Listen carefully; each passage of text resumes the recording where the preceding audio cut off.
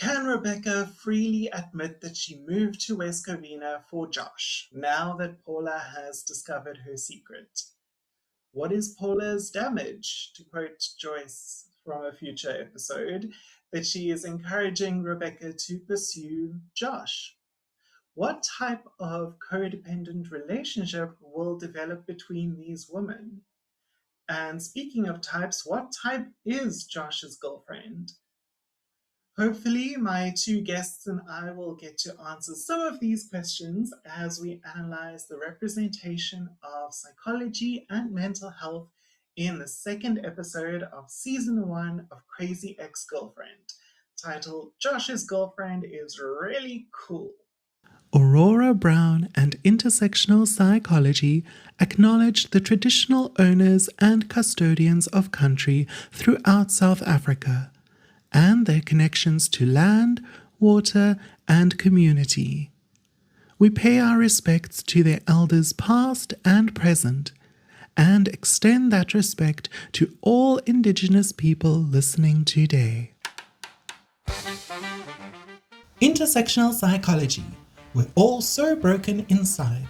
Episode 2. Rebecca's ex-boyfriend is really manipulative.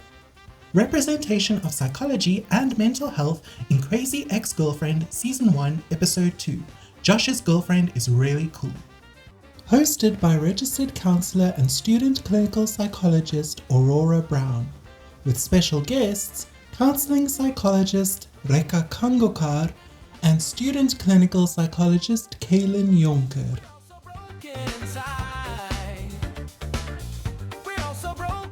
I wanna lock you in a basement with soundproof walls and take over your identity. I wanna cut the silky hair right off your head and slurp it up like spaghetti. Okay, I think that was better than the first time we tried that. Give it to you. Thank you both for being here. Welcome back to Intersectional Psychology. I am Aurora Brown, and my blood type works best with Panda Express. But now let me introduce my two guests, my cazh buds. So my first guest is student clinical psychologist Cailen Jonker. Cailen, welcome to the podcast. Thank you so much for having me.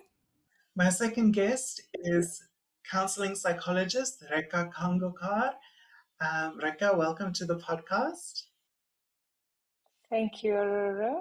Nice to be here. Just a quick heads up to everyone watching this on YouTube. We recorded this episode over several sessions, so if you notice some choppy editing or wardrobe changes, that is why. Also, there is a bit of stormy weather outside. Literally, my dogs think it is the apocalypse happening right outside our window. So if you hear any rumbles of thunder or whooshing of wind, I'm sincerely apologize. I will try to edit that out.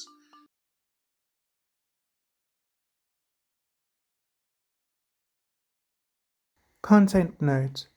This episode includes mentions of sexual assault. Please listen with care.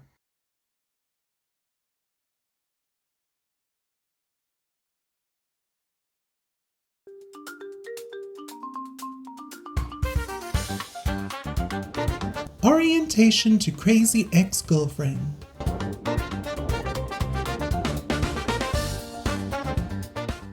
I suppose let's start with, what is your relationship with Crazy Ex-Girlfriend? Rekha, would you like to go first? Sure, no problem at all.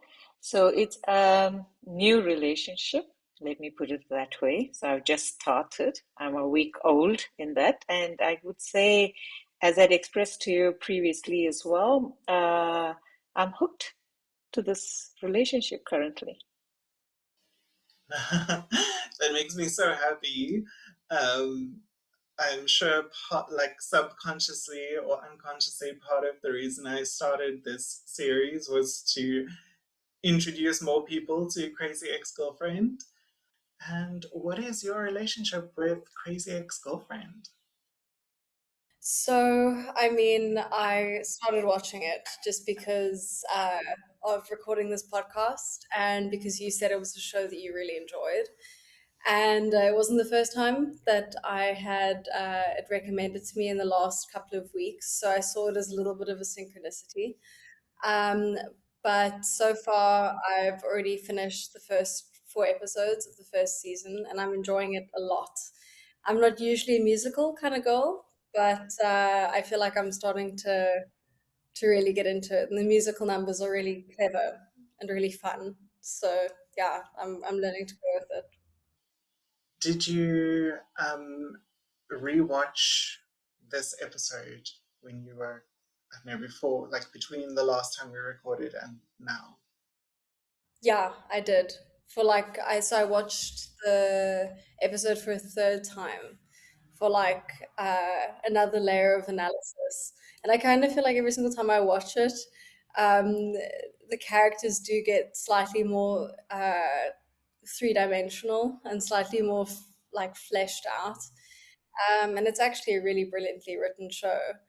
And you can only catch some of those subtleties if you actually spend time with it.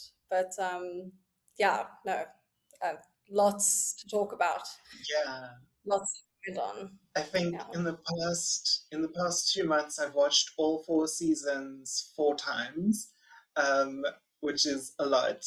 But it's also, like you say, it feels like they knew these characters so well from the beginning, and um, that the characters are also, they stay consistent within themselves, but also, develop as characters like over the series. So yeah, But it feels very intentional, especially like the main character. She's a very intentional uh, the way that they place her and the way that they, yeah, also show the world through her lens. And also, I think what also created like another perspective for me was when you said to watch the show as though I'm watching it through her lens.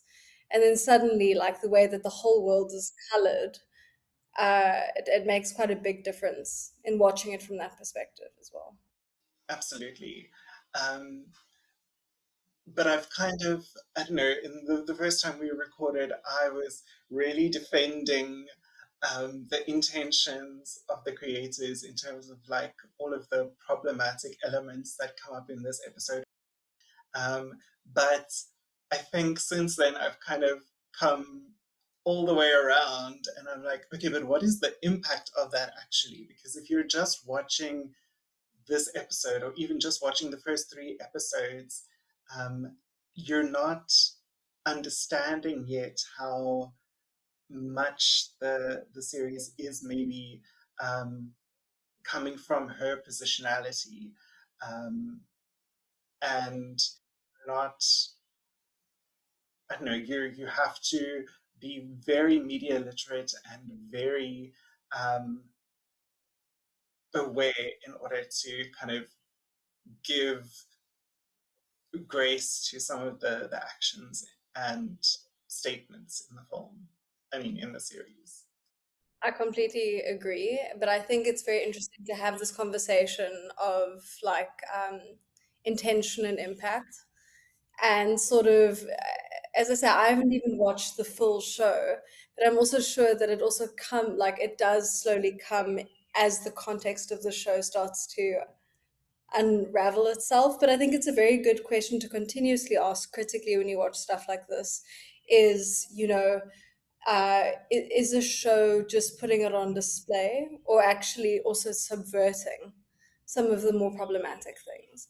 And I think that intentional subversion also, um, but it also, yeah, it's a hard one to always come down on because I don't know, maybe you think that also the show can't be taken just on an episode by episode basis. I don't think so. I think in order to in order for it not to reinforce maybe negative stereotypes or um, harmful ideas, you have to stick with it and you have to see the whole show in its entirety, and that demands maybe a commitment from audiences that maybe was there in 2015, but I think now with TikTok and all of these short form video content, I don't know if people have the patience and the commitment to stick with a show that is also very niche in terms of dealing with complex mental health issues and being a musical. Um, you know, I think you've mentioned you tried to watch it a few years ago and you didn't really get into it because it was, a, I guess, partly because it was kind of a musical and that's not your vibe. So, yeah, I think it does require you to watch the whole thing, but I think that's a big ask for some people. Yeah. And maybe here we could also say, like, about the digestion of art is like the onus, especially today with short form content, is the onus on the creator or is the onus on the audience? And it's like it's a hard thing to like get down to, but it's important to ask because also, as you say, this episode in and of itself could be read as quite like harmful if just seen in like a vacuum.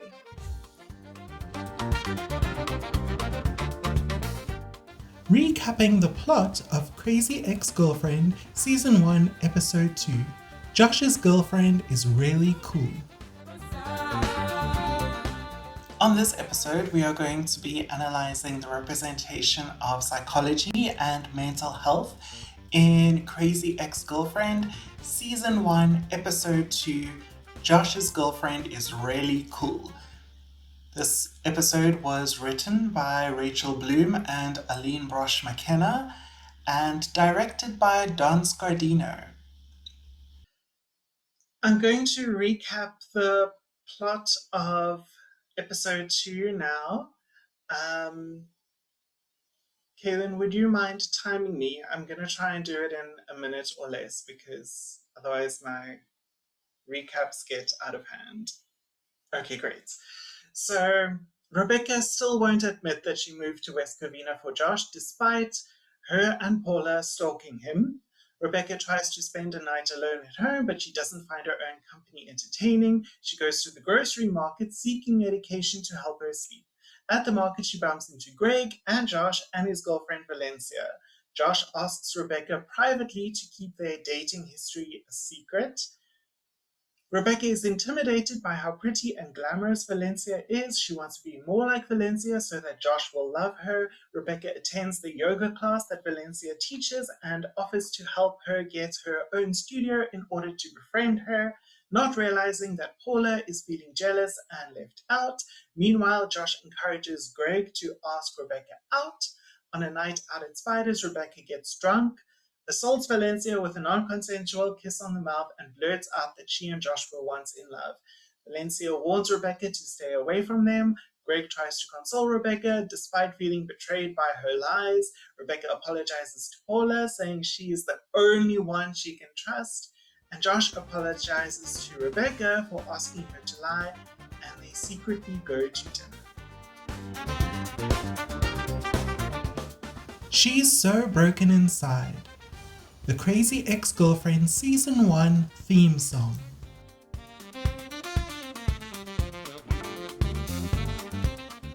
I was thinking maybe we could start with the theme song. This is the first episode where we actually hear the whole theme song, and it's kind of a cool recap of the plot of the first episode. And what the series is going to be about. It's kind of like a thesis statement for the season. And it also addresses the fact that Crazy Ex-Girlfriend is a sexist trope in media. It happens to be where Josh lives, but that's not why I'm here. She's the crazy ex-girlfriend. What? No, I'm not. She's the crazy ex-girlfriend. That's a sexist term. She's the crazy ex-girlfriend. Can you guys stop singing for just a second? She's so broken inside. The situation's a lot more nuanced than that. The Crazy Ex-Girlfriend theme song was written by Adam Schlesinger and performed by Rachel Bloom and the company, the cast of Crazy Ex-Girlfriend. What did the theme song kind of evoke for you or remind you of? Very much. So I'd Rekha, yeah, definitely. Um, I'm going to add on to what Cailen has spoken about. And it also, for me, it's also the dysregulation that she's experiencing, like moving from one place to another place, like leaving everything behind for a romantic relationship, like literally being obsessed at this point. That in a way stood out for me. Like she even finds happiness in the biggest pretzel now, you know? So something like that. Like the intention of her was to find that happiness, but is she going to find it at all? Yeah. So what does happiness mean here? Well, I think there we come back to like the whole subversion thing. The fact that she so openly states that it's a sexist trope, that the word crazy is a sexist, or crazy ex-girlfriend is a sexist trope, already shows me that the like show has quite a lot of self-awareness. It's aware of what it is doing, and it's sort of playing on that margin of like satire and criticism, while also portraying the problematic stuff. But yeah, I found that quite enjoyable. And even the term crazy is more often used to refer to women than to men, or women's behavior than men's behavior. But the theme song doesn't mention that the word crazy is also ableist and discriminatory against people with mental illness because it stigmatizes and trivializes mental illness. I mean, think about someone with a psychological disorder hearing that. It's probably something that has been targeted at them as a slur. But the series does later, address some of the negative connotations of the word. But yeah, I think I don't know if either of you ever watched The Nanny.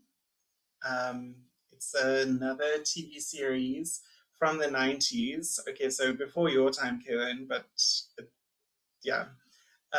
It's another TV series about, with a female, a Jewish female title character and central character. And the theme song for The Nanny is very similar to this theme song. I think they were kind of referencing it. So it's also like a cartoony narrative about what the plot of the show is, or what like the conceit of the show is. And clearly paying homage to it. I'm just watching my ex-boyfriend make out with the hottest girl I've ever seen. The supermarket scene.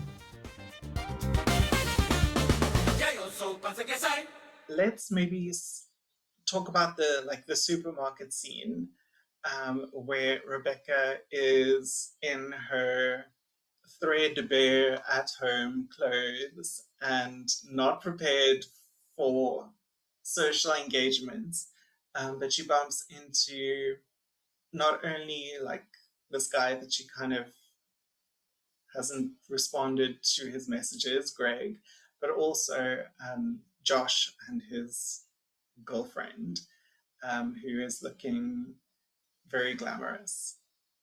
What stood out to you about that scene? I'll go first. I find it quite intriguing, like in terms of stereotyping, because there's at one time Valencia says, what's this homeless person doing here? And it speaks to so much of socioeconomic issues every way. So it's like a person dressed like that cannot go to a supermarket, even if they had money to go buy something. Yeah. So that's at a different level I'm looking at. And going into the relationships itself, it's like what somebody did to you, you've been doing that to another person at this point. Like, as much as Josh is not responding to Rebecca, Rebecca is not responding to Greg. And when she's encountered with meeting Greg's friends, like placing self in Rebecca's position, it was quite embarrassing to be there. Like, it was like, if I could hide, this is the moment I want to hide. I don't want to be involved anyway. And going a bit forward, looking at Josh's girlfriend, she is in disbelief as well because she did not, one, expect him there for sure. So, yeah, it was quite a betrayal experience at the same time. Yeah, sure. So, well, I just thought it was such a typical scene, right? As soon as I saw that she was there in her pajamas, I knew she's going to see everybody that she doesn't want to see, because I've had that exact experience many times. Um, but I think that it already like called out sort of many of the issues that I'm sure the show continues to deal with, which is the pressure on women to always look put together. I mean, the fact that, one of the friends that she gets introduced to says, well, I hope the next time I see you, you look better, which I think already places this pressure on women to always look a certain way and to always look desirable as like an object for others' consumption, which is very interesting. And then, of course, that immediate comparison with Valencia is very real, because she is there, in that quite feminine, like performative, like ideal role. And that's another thing, like Rebecca later, when she's having lunch with Valencia, she mentions, oh, she's so skinny, no wonder Josh is in love with her.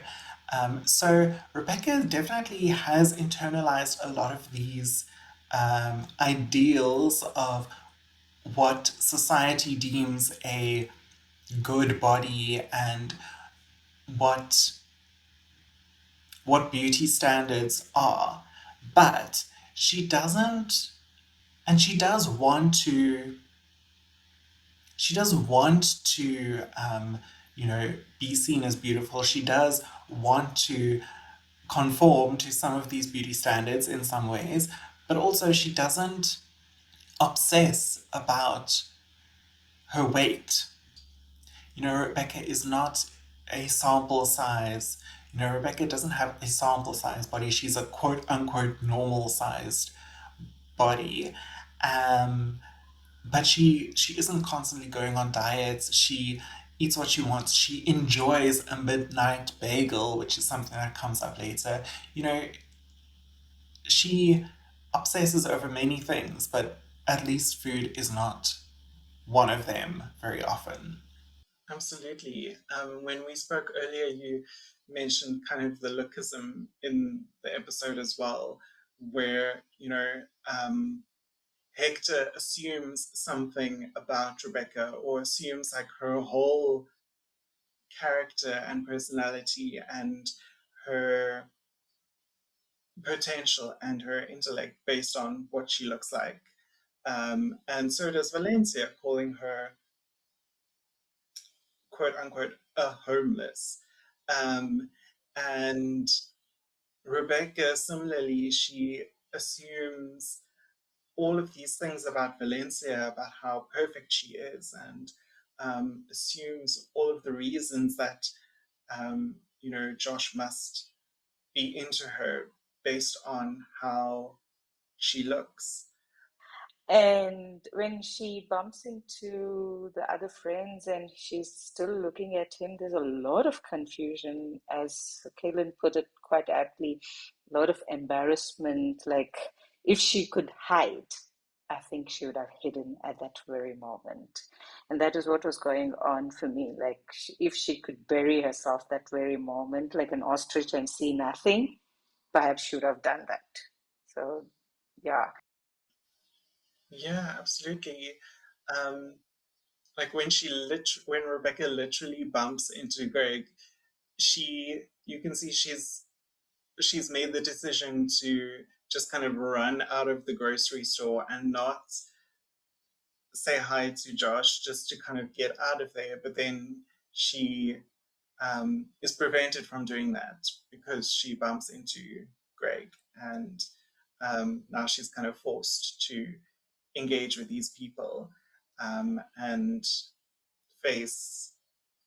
At one time, it also felt like because Valencia is so good looking, it's like, what would the guys want?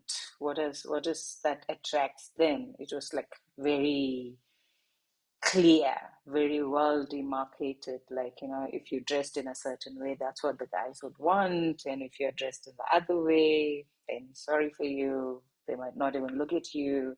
Yeah. So that's those kind of messages. So that's what I was thinking along when I was watching that scene. Yeah. And also, yeah, of course, it also calls out her relational sort of difficulty with Josh. And I found the end really distressing when he comes to her and essentially tries to, like, I don't know, make sure that she doesn't cause any waves, between him and Valencia. I found that to be quite a scene that already showed me that Josh might be slightly more manipulative than we initially thought. And I was just like, okay, I was kind of buying into the idea that Josh is this perfect guy, or this, that he is not meant to be for Rebecca, but like that he is a great guy because, this is what Rebecca says about him. And he is. He's like handsome and charming and seemingly sweet. But in this scene, Josh is so manipulative because he flirts with Rebecca, touches her chin, talks down to her, saying like, "Yeah, I am right." When she's like, "Oh yeah, no, you're right. I shouldn't be friends with Valencia." He's like, "Yes, I am right." So he's clearly, manipulating her. And he's a coward because he can't be honest with his friends and with his girlfriend about his previous relationship with Rebecca. And in a healthy romantic relationship, you should be able to talk about that. Like, why is he so scared of his girlfriend? That says something about him as much as it does about her. And let's think about why Josh won't take responsibility for his past relationship with Rebecca. Like, sure, he seems scared of his girlfriend, which is a whole problem on its own, but also, I don't think he's ever had to take responsibility for anything. He is so good looking and fit and charming and happy go lucky and seems like, the alpha personality in this community, that he's been allowed to get away with stuff that other people wouldn't be allowed to get away with. And I think there's one more very important reason why he doesn't want to own up to, particularly his relationship with Rebecca. But I'll talk about that when we discuss the Feeling Kinda Naughty song. But back to this scene in the supermarket, Josh sets a boundary with Rebecca. Please don't be friends with Valencia. Like, that's not a good idea. But she very willingly crosses that, like, to the extreme. And he asks her to lie while also flirting with her and talking down to her. I've never met anyone in my life who lies to themselves as much as you do. The relationship between Rebecca and Paula. Rekha, you mentioned now Paula as well, I think. And what do you think about the relationship between Rebecca and Paula in this episode? What stood out to you there? For me, for Paula, I felt in this episode specifically was more like Paula's being more like a mother, yeah, wanting to be. She speaks about, "You're the daughter that I always wanted." So she says something like that to her. So if she had a daughter, those are the things that she would have done. And even in the very beginning of the episode, as they're walking into the office, they're like discussing something, and she's like, "No, no, no, you need to do this, you need to do that." So yeah, it's like the unmet needs of Paula right now, and that Rebecca is having to take that place or role without wanting. Like it's been imposed on Rebecca by Paula right now. Yeah, so Paula very clearly wanted a daughter. She seems to be disappointed with her life as it is and with the family that she has. She is kind of neglectful of her children. Her son calls her while she's working late at the office, and he's like, I kind of stabbed my brother. And she's like, you know what, figure it out. Um, it could have been a fatal injury, but she doesn't seem to really care. She just kind of like rolls her eyes and is frustrated about it. So she very clearly always wanted a daughter, and now she has kind of adopted Rebecca as this surrogate daughter, and she's projecting all of her hopes and fears and her disappointment with her current life onto Rebecca as someone who is now going to fulfill all of those hopes that she thought she would never get to experience. And in the end, when Rebecca comes back to Paula, it's like she sees a friend in her. Like she's always there. She's her support system. Paula is Rebecca's support system. So that's how it felt like at that time.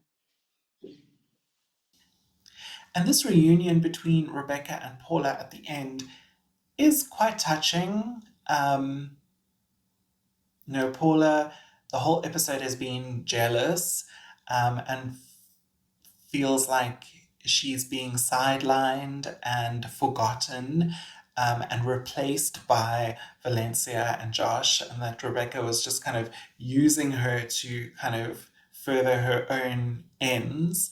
But then when Rebecca comes back to her and says, "You're the only one I can trust," it's sweet, but also, "You're the only person I can trust." That is a very loaded phrase. It's a very hyperbolic phrase. And it clearly shows that Rebecca lives in extremes. There's no gray area of like, I can either completely, fully trust this person with my whole life, or they are the enemy. And there's no room for gray in her. She thinks she thinks in very black and white terms.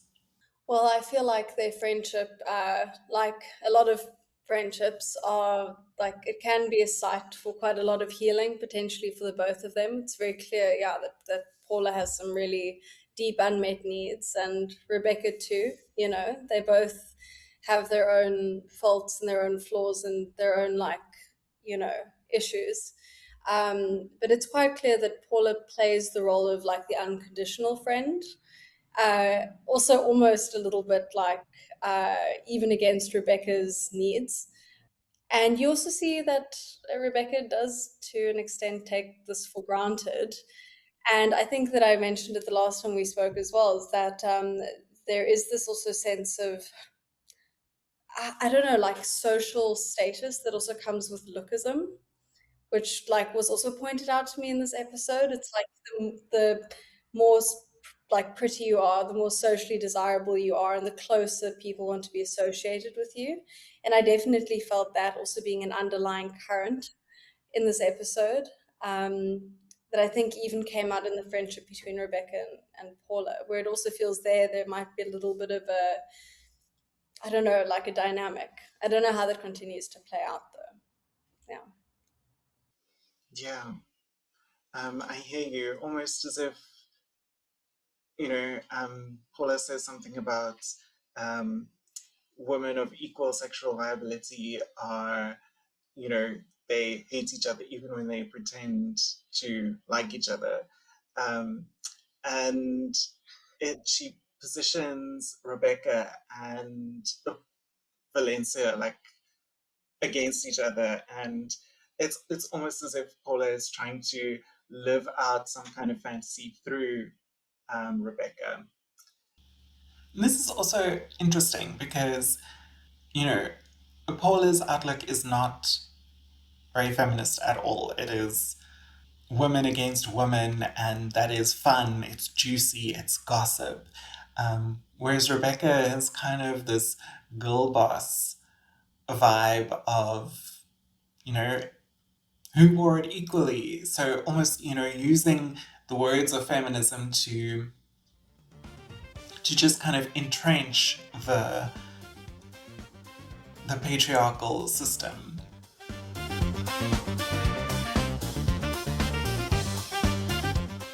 I'm so much better than you.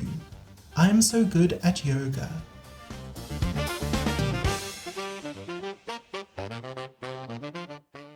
Let's move on to I'm So Good at Yoga, the sequence where Rebecca goes to Valencia's yoga class, and we have this musical number that introduces us, well, more to Valencia. I'm so good at yoga. I come vaginally.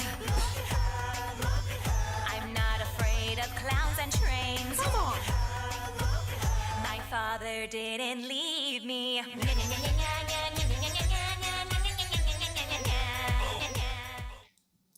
The song I'm So Good at Yoga was written by Rachel Bloom, Adam Schlesinger, Jack Dolshin, Dan Greger, and Audrey Warshope. Sorry, Audrey, I hope I pronounced your surname correctly. And it was performed by Gabrielle Ruiz, who plays Valencia. Rekha, how did you feel watching this very kind of Bollywood-inspired number being sung or performed by someone who is not of Asian descent?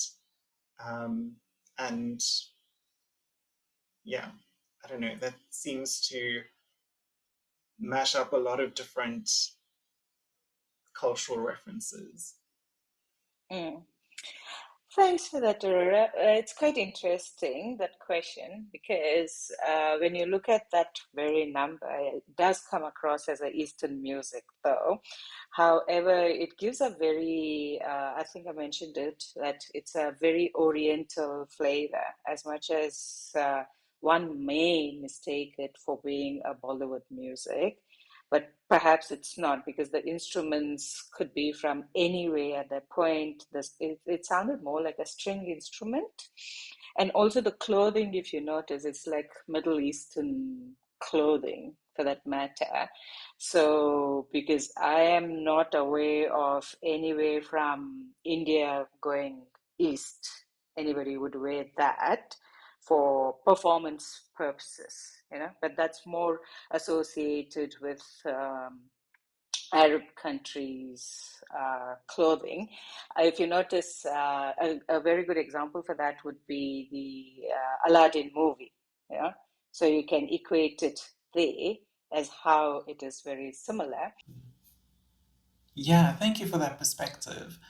I'm glad you brought up the word Oriental because I feel like what you've just described, this mishmash of cultures and references from Eastern Asia and Western Asia and indiscriminate Asia is a hallmark of Orientalism, and it really reminds me of like the work that Edward Said did on Orientalism.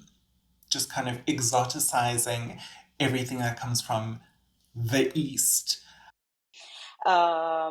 Yes, for yoga itself to be performed by a different person, and in this musical also, it's kind of shaming Rebecca, saying, "Look, you're fat," like that. I'm not.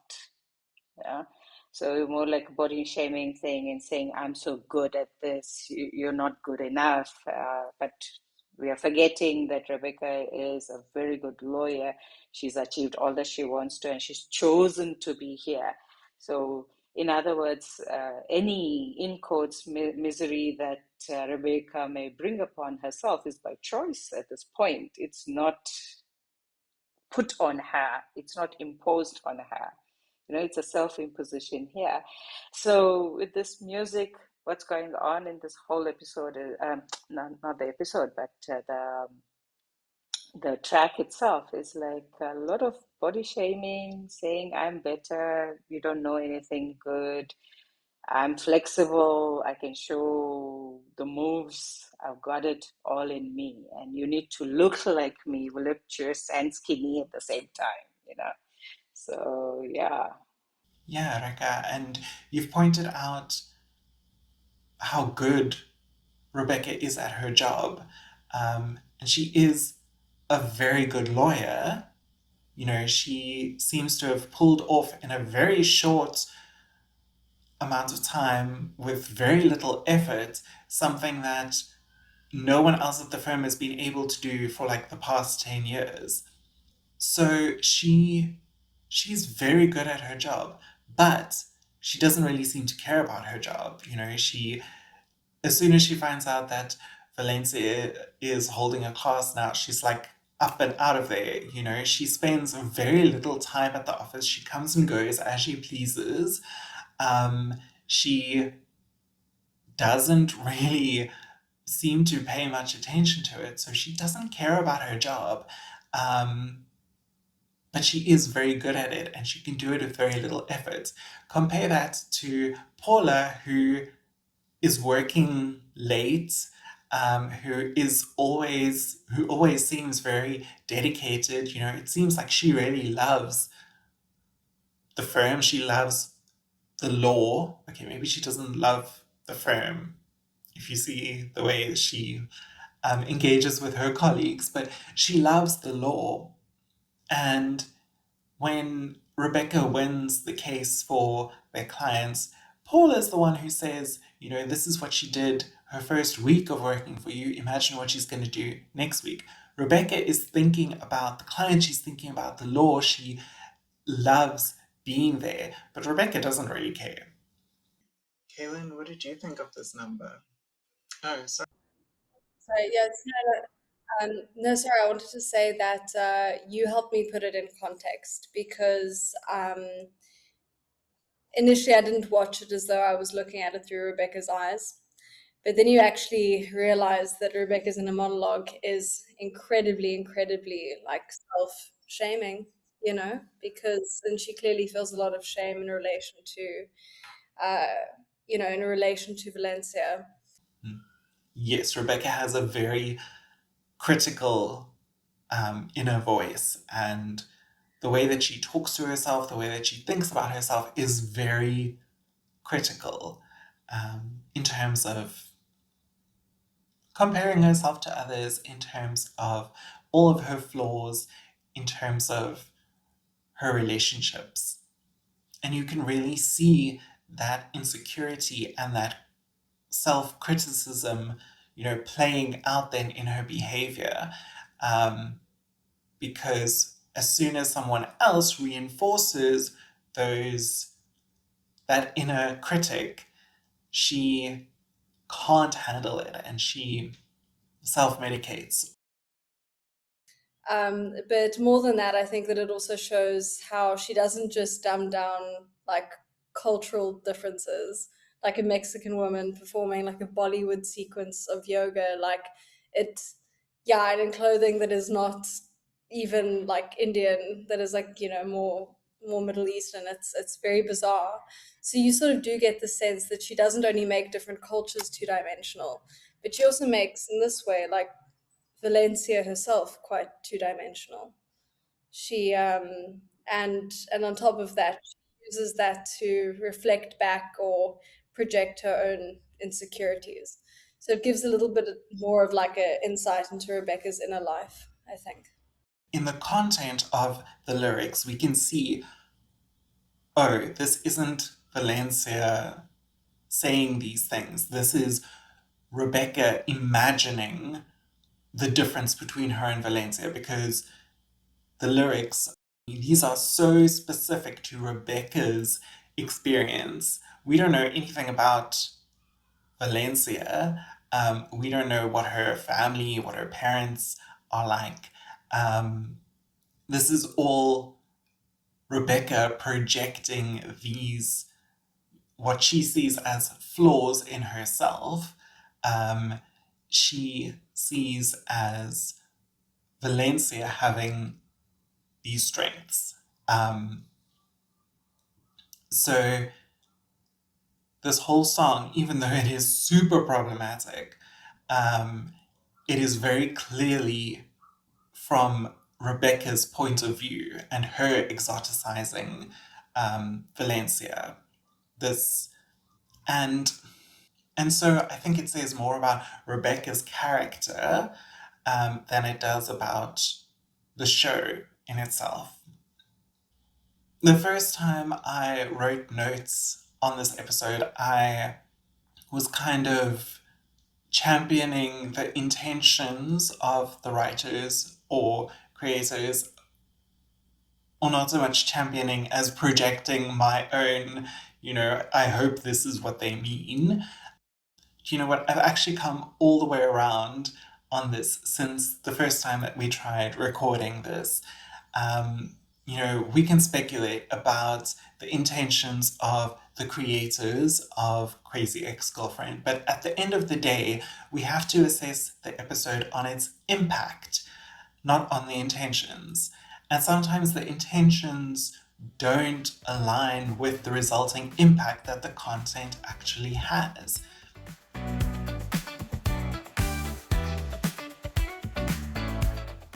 If you're enjoying this episode and you want more of our analysis of Crazy Ex-Girlfriend and loads of other bonus content on various mental health topics, come join us on patreon.com/intersectional psychology.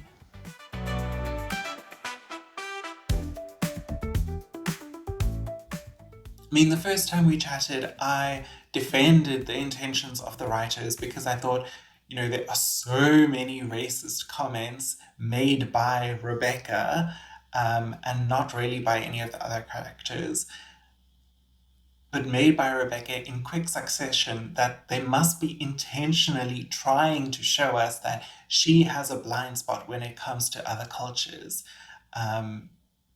She says, when she's in the Rebecca studio, when she's in the yoga studio, she says, "Can I get an ohm?" She says, "Boba is like drinking little tumors." She says Valencia smells like roasted corn, and she kind of repeats that, which is a traditional South American food.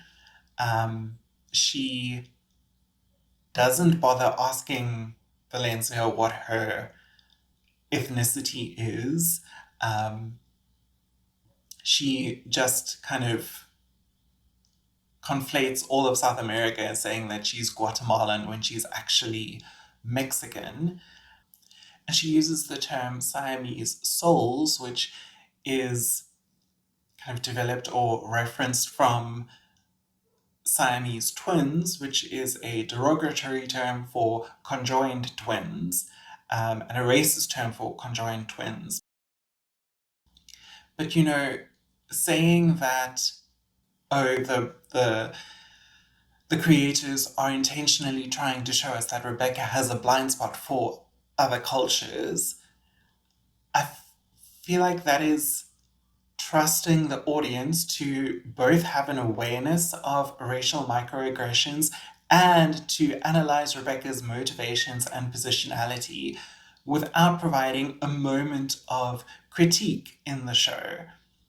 And one of the things I love about the series is that it does trust its audience to have a high media literacy and to be inclusive. But no one of Asian descent at that moment is there to challenge Rebecca's racism. And the problem is that if another character had made similar comments about Jewish culture, then Rebecca would definitely have challenged them, just like she did in the previous episode when she challenged Daryl's anti-Semitic comments. But there's no one here to say, hey, let's circle back to the Orientalism thing or the Siamese souls thing, because that is a conversation we need to have. No one is doing that.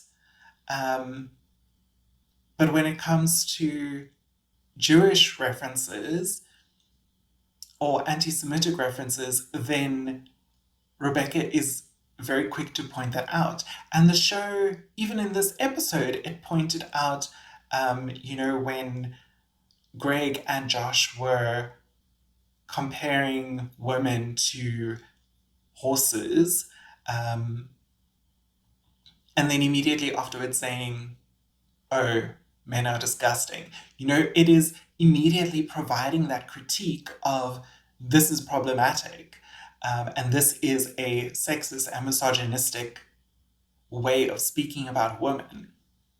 So the show does usually provide those critiques when it comes to anti-Semitism, when it comes to misogyny, but there was no one in this moment to critique that racism of Rebecca's and that Orientalism of Rebecca's. So that is a clear double standard. And look, I realize, we're using 2026 eyes to analyze an episode that came out 11 years ago. And maybe the creators of Crazy Ex-Girlfriend would make different choices today than they did back then. I mean, I certainly would not repeat some of the choices I made in 2015. And I also realized that, no one show can tackle every single issue of marginalization and oppression.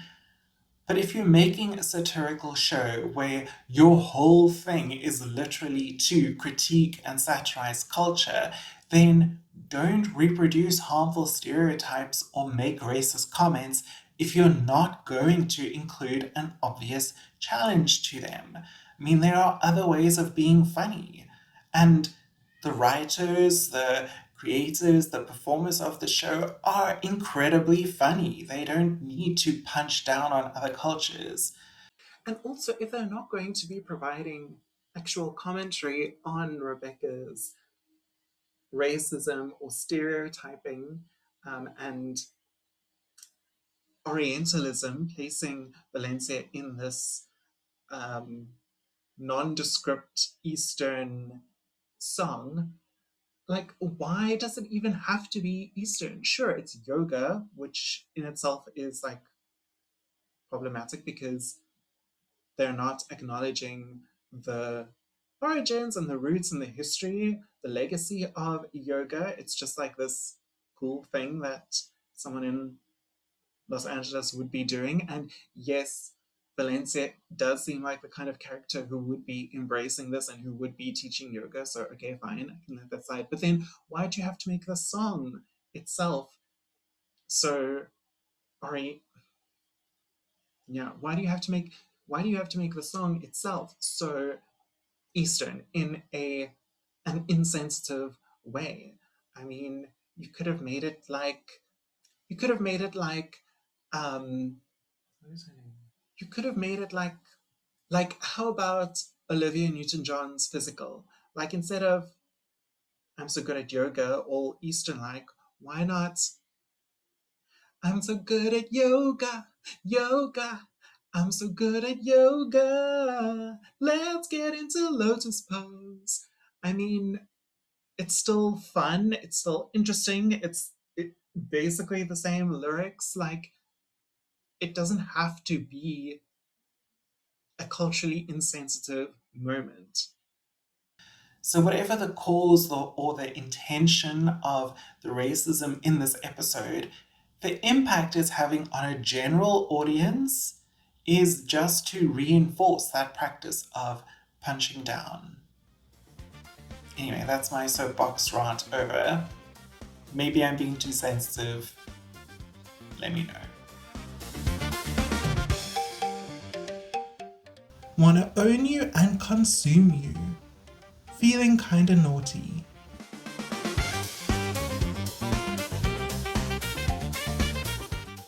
Now, Josh has kind of set this boundary with Rebecca, asking her to, not be friends with Valencia, but she clearly ignores that boundary and completely oversteps, and then they go to Spiders. Okay, and now we come to the real reason that Josh didn't want anyone to know about his relationship with Rebecca. Oh, you were on a break, Ross? I mean, Josh? Were you also on a break when you were flirting with Rebecca on the street in New York? Sure, Jan. Okay, and this is nothing against the actor Vincent Rodriguez III, who plays Josh. He seems like a lovely guy. He's a great advocate for the Filipino American community and the LGBTQIA plus community. I've really enjoyed him in his other work, and he's also great as Josh. It's just that Josh, at this point in his journey, right at the beginning of the series, is extremely self-centered, oblivious, and entitled, along with being kind and charming and sweet. But he has a lot of room for improvement, and he does grow throughout the whole series. What did you think of this scene? And then she sings that the song that I sang at the beginning of this episode, which I don't know what it says about me, but that's like one of my favorite songs in the whole series. The very Katy Perry, I Kissed a Girl inspired kind of song. And again, kind of assaults Valencia with this non-consensual kiss. I wanna lock you in a basement, but in that basement you would also be my personal trainer. I want your abs, break into your mom's house, collect your baby teeth and turn them into my new retainer. I want your smile, cook your spit into a chowder, dry your sweat into a powder, and do lines of you all through the night. The song Feeling Kinda Naughty was written by Rachel Bloom, Jack Dolgen, and Adam Schlesinger, and was performed by Rachel Bloom, who plays Rebecca. Cailen, would you like to go first? Well, I think it touches on the most taboo of all emotional states that none of us want to admit that we ever experience, which is envy. And I think that it shows up a lot in female friendships. And it's a very complex two-headed monster, because on the one side there's admiration and adoration and a sense of wanting to completely devour the other person, and on the other side there is disdain and this fundamental belief that you have it, but I kind of think that I deserve to have it more, and I would kind of not be too upset if you lost it. And of course she doesn't just feel this way about Valencia's beauty and poise, but also about the fact that Valencia is with Josh, which is the person that she desires to be with. So you see this, and it also even comes out in a way that is quite sexually aggressive even towards Valencia, where there is the sense of her literally wanting to, well, she says it, wear her skin. So yeah, it was very illuminating. Absolutely. But we also see her self-medicating a lot. The whole reason she goes to the supermarket is to get medication to help her sleep, because she already had a whole bottle of sleeping tablets at home, but she finished them all. I don't think she finished them that night, but she finished So this is clearly like a pattern for her of self-medicating. And then when she goes to the club and Greg starts challenging her and, asking her, why are you wearing the same dress as Valencia? What is going on? Why are you acting so weird?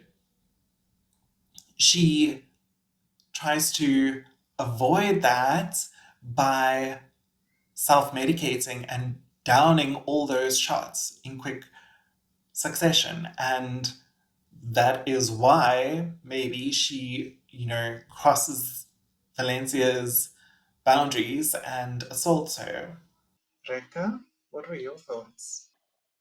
Um, Very much like how Cailen has put it. Yes, envy is like literally in our face over there to say, I so much want to be you at this point because my world revolves around Josh. It's like Josh or nothing. Josh is like all or nothing for Rebecca right now.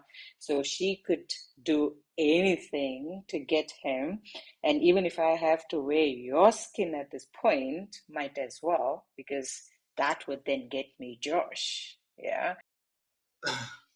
I wonder if also like um a part of her exoticizing Valencia and just kind of wanting to be her, um, and not really engaging with her as like an individual is also Rebecca seeing Valencia just as an extension of Josh. Because it in the beginning, well, yeah, Paula also like confronts her about it and says, I've never met someone who lies to themselves as much as you do, and you don't really want to be friends with Valencia. But Rebecca is lying to herself because she honestly believes that she wants to be friends with Valencia, but she doesn't really, because then when Valencia says to her, um, after Rebecca's helped her get a lease and they're at Rebecca's flat and they're sitting on the couch, Valencia's like, we're friends, right? And you see this kind of light bulb moment that Rebecca has, and she's like, oh shit, this is an actual person who thinks that I'm making friends with her now. I'm going to hurt her. But she's like, yeah, I mean, what other agenda could I possibly have? Um, what do you guys think about that? Mm, for me, at that point, it also tells a lot about Valencia for you, about her softness, as much as it's seen as she bullying Rebecca in a way or shaming her in a way. For the first time, you see another side of hers where she's never had friends. Like when she says, everybody has been jealous of me all the time because I got my boobs early. Yeah. So, and or I have big boobs. So these factors I've already, in a way, said a lot about her in terms of how she struggles with friendships because nobody's been authentic towards her, and for the first time she feels, okay, there's this person who's authentically my friend, but in the background, as a viewer of the show, we know what's going on. But if we put ourselves in Valencia's shoes, we don't know what's coming. We don't know a party is coming. We don't know an assault is coming. Yeah. So yeah, that's shocking in a way, and you feel um, a lot of empathy for in that moment for Valencia for the first time, as much as she's villainous otherwise in the beginning. Now, Cailen, did you have anything to add? Yeah, no, I think that it just shows how much Rebecca has objectified her, made her into an object. And I think that that crack is the crack of seeing her humanity. And even like the villainous way in which she was portrayed, you realize was also portrayed through Rebecca's envy of her. And that actually the villainous energy was only because, because of like her envy blinded her to see her as a full person, which is also the very thing that she complains about. She complains people have not been able to see me as a full human because they project their stuff onto me. And there Rebecca goes and sort of does it again, you know. So I think it says something also about the way that certain like women sometimes experience being in the world, and that somehow they can't really trust that the people they engage with are engaging with them in an authentic way. It's yeah, it made me quite sad. Yeah, and Valencia is being so vulnerable in this moment, showing that because everyone else places her on this pedestal, she feels isolated and alone, and she feels all this pressure to remain perfect and to remain on this pedestal, which then, you know, reinforces her pushing everyone away or making everyone else feel inferior because, you know, this is the only thing that she has. It's so much a part of her identity that she is perfect, that she is this ideal. And so it becomes a self-reinforcing, a self-fulfilling prophecy or a self-reinforcing moment or self-reinforcing cycle. And Rebecca's like, oh, this is a real person. I was just seeing her as an extension of Josh or as a way to get to Josh. But this is a real person who is now going to feel betrayed when she finds out that I don't really want to be friends with her. Because, oh, I don't actually want to be friends with her. She's only realizing it now for the first time. Rating Crazy Ex-Girlfriend Season 1, Episode 2, Josh's girlfriend is really cool on the Fanon test. So now it's time to rate Crazy Ex-Girlfriend Season 1, Episode 2, Josh's girlfriend is really cool on our 5-point funnel test for mental health representation in media. The test consists of 5 scales, each with one question contributing 1 point, leading to a total score out of 5. But let's start with the Cooper scale. Are mental health phenomena depicted and named with clarity? I gave this episode a score of 0.3. I felt like the only place where mental health phenomena were really like named somewhat was Paula calling Rebecca out on her denial and saying, you know, you are not being honest with yourself or with me. So yeah, I wonder, Rebecca seems to jump from ideas a lot. She's very easily distracted. And she also, this strange focus in this episode of hers on the name of the club, Spiders, you know, is it possessive or plural? I wonder if that indicates also some ADHD or OCD. Yeah, I similarly gave it a 0.3 because I also thought that Valencia speaking about her experience was also maybe a call to, yeah, like personalizing and humanizing another person. And I think that that also touched on something quite real for Rebecca as well. So yeah, 0.3. Cool, thanks. Rekha? I think I had given a 0.4 at that time, so I'll stand by that. But yes, there's not much mention about most things here. So yeah. Next up, we have the Hill-Collins scale. Are characters shown as whole people without stereotypes or pathologization? I gave this, again, a 0.3. I felt like Rebecca, Valencia, Josh, and Paula, they were all given some complexity and some depth. I mean, there was some stereotyping. Valencia was very much exoticized, and we're seeing Valencia, we're seeing all these characters through Rebecca's eyes. But I do feel like are all they all have some complexity as well. So they're not purely stereotypes. And I love this running gag of Mrs. Hernandez, who is supposedly the firm's communications director, but she doesn't talk. We never hear her talking at all, which is very funny for a communications director. Rekha? Okay, with the stereotyping, I think in terms of culture, in terms of female body, what men want, those aspects, and also when it came to relationships as well.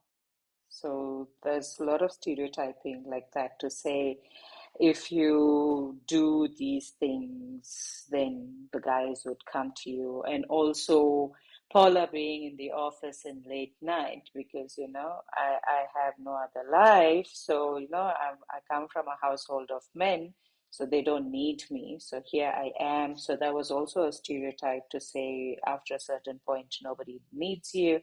So from mother's perspective, it felt unneeded.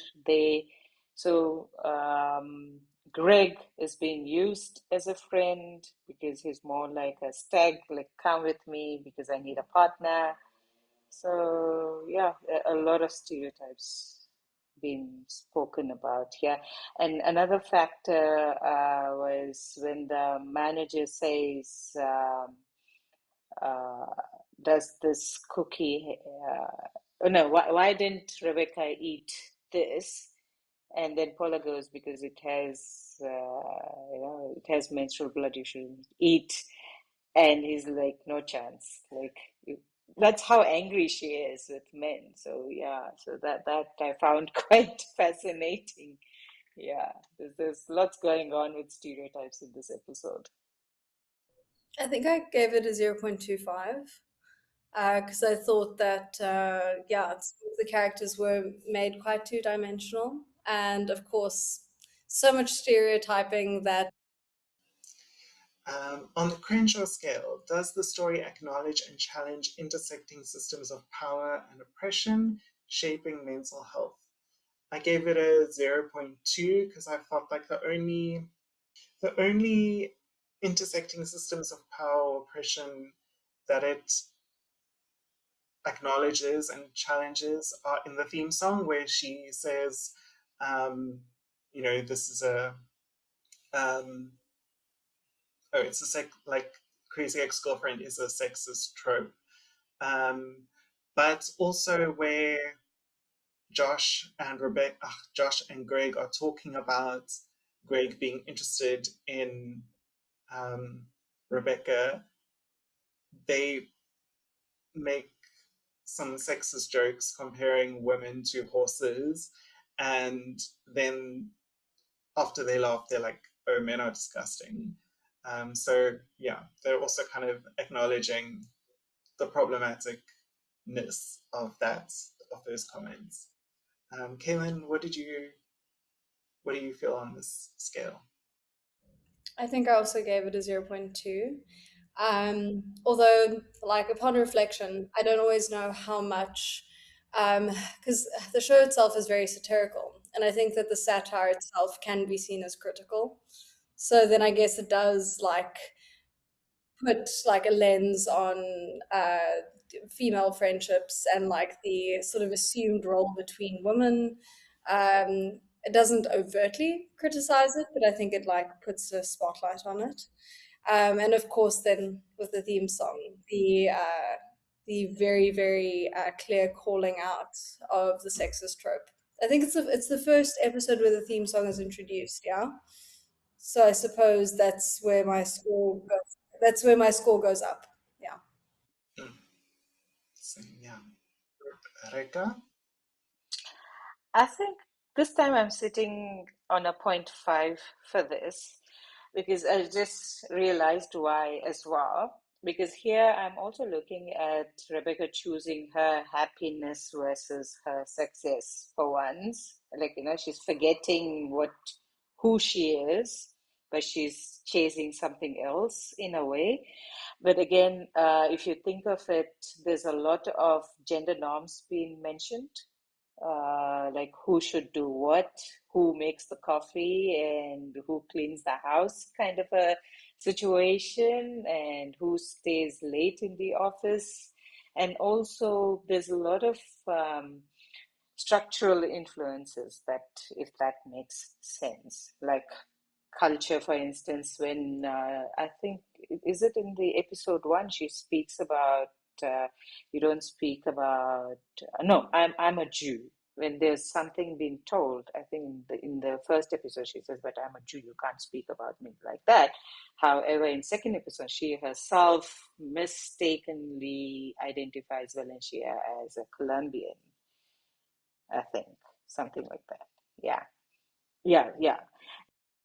So yeah, those things, and if you think the pressures as well. So like each character is speaking about their pressures. Like, I mean, as much as Josh is sort of manipulative, but you could see the pressure he has for himself to maintain this girl, because he's got the best girl in town as a girlfriend. Like, come on, first prize, good looking, everything. So yeah. 0.5 for attending to everybody's pressures at this point. Thank you. On the child scale, if it depicts mental health professionals or therapeutic processes, including Indigenous or informal ones, are these represented accurately, responsibly, and thoughtfully? I think from the last time we all gave this a 0. There's not really any therapeutic processes except maybe the yoga, which is not handled accurately, responsibly, or thoughtfully. And then on the last scale, we have the Martin Barrault scale, which asks, does the story invite meaningful engagement with ethical issues without reinforcing stigma? I gave this a 0.3. I think it definitely invites discussion and engagement with some ethical issues in terms of boundaries and just relationships, but it does also reinforce some stigma, I think, especially if you're just watching this episode in a vacuum without the context of the whole series. Rekha?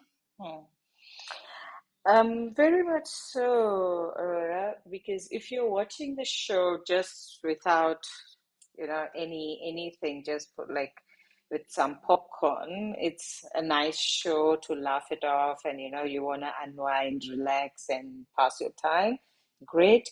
But otherwise, I think there's a lot of things that is quite concerning in this. It's also a question of romantic obsession here, like what's going on, but also not endorsing it at the same time. So it is engaging, yes. However, is it not non-stigmatizing? I'm not totally sure. I might not say no. It does stigmatize a lot of things over there, like starting from the scene of in the supermarket until saying, okay, spiders, now it makes sense what's going on here. So a lot's been said from the beginning till the end. Yeah. So I think the score last time, what did I give? 0.4? 0.5. 5. I'll stick with 5.5. Yeah. Cailen? Yeah, similarly, I think that it clearly invites conversation, and a lot of conversation, because I mean we are here after all. I think that it touches on lots of things, but whether it meaningfully criticizes them or actually reinforces stigma, I think I'm leaning more towards the reinforces stigma side, at least because we are looking at this episode in a vacuum. So I do think, it does reinforce some stigma. Yeah, absolutely. Thank you. Rekha, you mentioned romantic obsession, and I think Rebecca is definitely someone who experiences a lot of limerence towards Josh. And I think the strength of those feelings also created that halo effect where she just kind of put Valencia up on the pedestal along with Josh, because if Josh is dating this girl, then she must be amazing and awesome. But I think also it reminds me of that song "Feeling Kind of Naughty," because although the music video is shot very much like it's making clear references to the music video for Katy Perry's "I Kissed a Girl," it's also, I think the content of the song kind of is satirizing the type of pop song where romantic love and obsession, or romantic obsession, is kind of depicted as something cute and something, it's being obsessed with someone, being willing to, die for them, or putting them completely first and negating your own needs is kind of seen or is romanticized in pop songs very much. And that song, I feel like it just kind of exaggerates those ideas to the to like the absurd level, which makes it funny, and I think critiques those I pop think songs.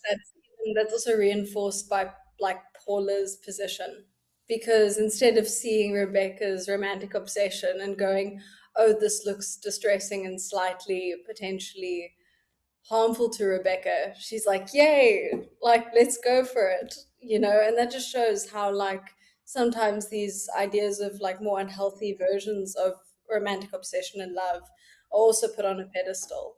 Yeah, so it's made not only cutesy but actually kind of also uh, socially allowed, or socially like uh, almost say like treated as a accepted, but also treated as like almost a desirable state even. Yeah. Mhm. Yes.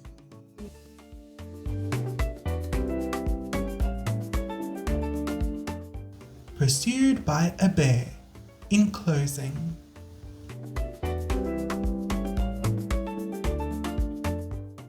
Where can listeners go to find out more about you and your work?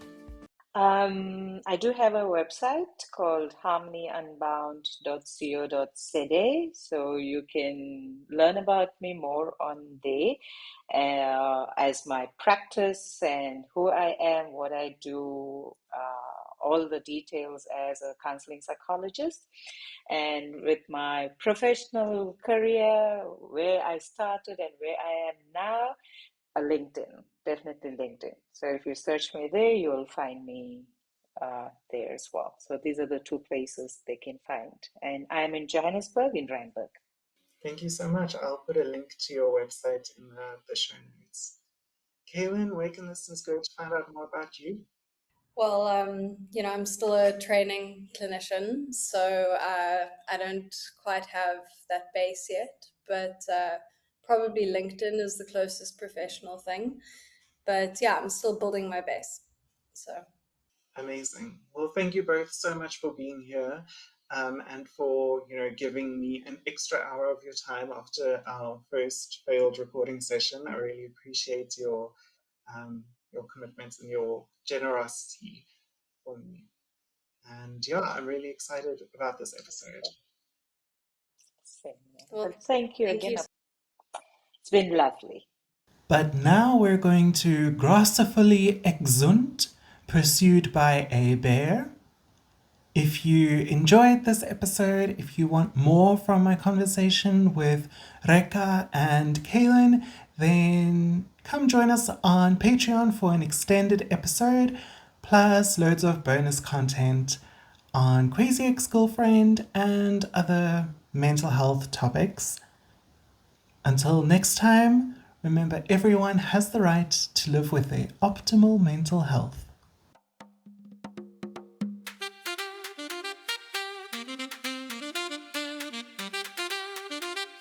Thank you for listening to Intersectional Psychology. Intersectional Psychology, We're All So Broken Inside, is not endorsed by Warner Bros. Television, CBS Television Studios, Lean Machine, Webterfuge, Black Lamb, Rachel Does Stuff, or any of their subsidiaries. It is intended for entertainment and informational purposes only.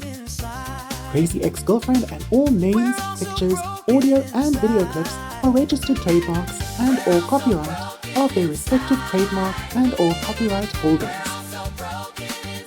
Please follow or subscribe to the podcast to get every episode. If you enjoyed this episode, please rate and review Intersectional Psychology in your preferred app. It really helps other people find the podcast. This episode of Intersectional Psychology was researched, written, recorded, and edited by me, Aurora Brown. For a transcript of this episode, please see the link in the show notes on your podcast app or go to intersectionalpsychology.com. A video of this episode is available on YouTube with closed captions. To support this podcast and get access to bonus content, including additional episodes and interviews, as well as more guided mindfulness sessions, please go to patreon.com/intersectional psychology. You can also chat with me on Blue Sky at intersectpsky.bsky.social and Instagram, Facebook or TikTok at Intersectional Psychology. But mostly Blue Sky. Aurora Brown and Intersectional Psychology are committed to the site Black Women Praxis. All episodes of Intersectional Psychology are for educational purposes only and are not intended to be a substitute for professional mental health advice, diagnosis, or treatment. I, Aurora Brown, am not able to answer specific health questions about individual situations. Always seek the advice of your health provider with any questions you may have regarding a mental health condition. Never disregard professional medical advice or delay in seeking it because of something you have heard or seen on this podcast. If you think you need immediate assistance, please call your local emergency number or any mental health crisis hotline. Everyone deserves good mental health.